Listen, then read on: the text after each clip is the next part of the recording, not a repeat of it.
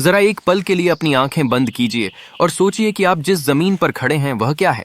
हम उसे मिट्टी कहते हैं, धूल कहते हैं, लेकिन क्या सच में वह सिर्फ धूल है? अगर मैं आपसे कहूं कि आपके पैरों के नीचे एक पूरी दुनिया सांस ले रही है, तो क्या आप यकीन करेंगे? एक ऐसी दुनिया जो दिखती नहीं लेकिन हर पल जिंदा है। उस दुनिया के अपने नियम हैं, अपनी भाषा है, अपनी भूख है और अपनी प्यास है। उस मिट्टी के हर एक कण में लाखों करोड़ों जीव रहते हैं जो आपके खेत को जिंदा रखते हैं।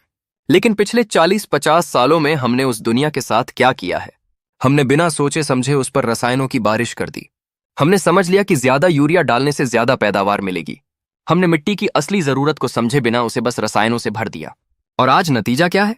खेत पहले से ज्यादा थक चुके हैं, फसलें पहले जैसी ताकतवर नहीं रहीं, लागत बढ़ती जा रही है और मुनाफा घटता जा रहा है। कई किसान भाई अक्सर यह सवाल पूछते हैं कि आखिर ऐसा क्यों होता है कि एक ही गांव में, एक ही मौसम में, एक ही बीज और एक ही खाद इस्तेमाल करने के बावजूद एक किसान की फसल लहलहाती है और दूसरे किसान के खेत में वही फसल पीली पड़ जाती है। आखिर ऐसा क्यों?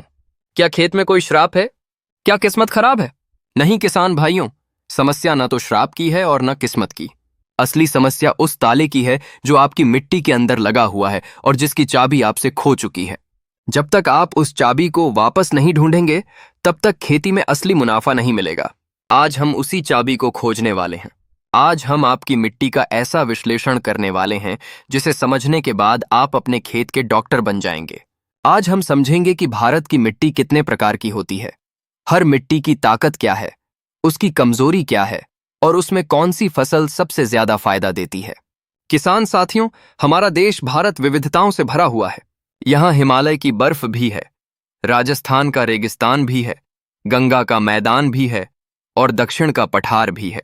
इसी विविधता के कारण भारत में अलग अलग प्रकार की मिट्टियां पाई जाती हैं। वैज्ञानिकों के अनुसार भारत में मुख्य रूप से 8 प्रकार की मिट्टियां पाई जाती हैं और हर मिट्टी का स्वभाव अलग होता है।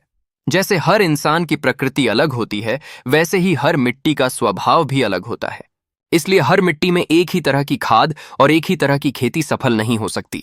सबसे पहले बात करते हैं भारत की सबसे उपजाऊ मिट्टी की, जिसे जलोढ़ मिट्टी कहा जाता है। इसे कछारी मिट्टी या दोमट मिट्टी भी कहा जाता है। यह मिट्टी भारत के लगभग 45% हिस्से में पाई जाती है। पंजाब, हरियाणा, उत्तर प्रदेश, बिहार, पश्चिम बंगाल और असम के बड़े मैदान इसी मिट्टी से बने हैं। यह मिट्टी नदियों द्वारा लाई गई गाद से बनती है।